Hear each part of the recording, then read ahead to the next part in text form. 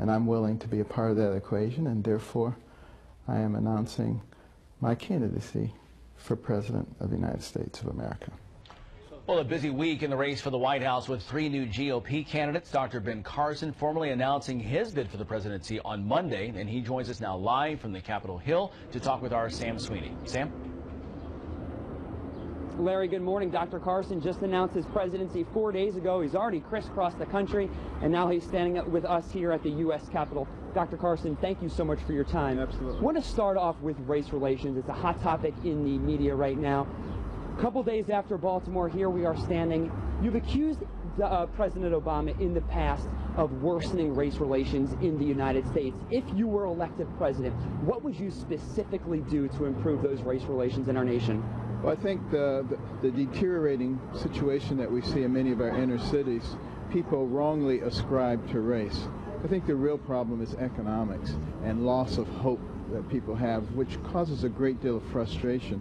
Makes it real easy for outside agitators to come in and stir people up to even do things that are counter to their own best interest. And so I think what we have to do is work on the economy.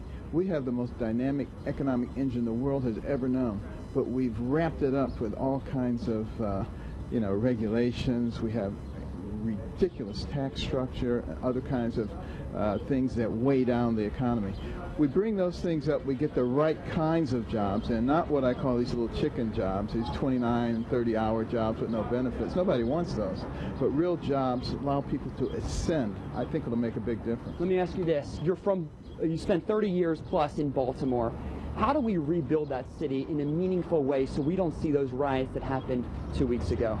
Well, what we have to recognize is Baltimore is like many of the other big cities who are undergoing great decay. And we've been throwing money at it for decades. It has not worked. It requires relationship building and investment. Business, industry, academia, Wall Street, churches, community groups, they are the ones who have to get in there with programs that create relationships with the people, which allows them to rise up. I know of many such programs around the country. They work fantastically. Thank you. I want to switch gears real quick.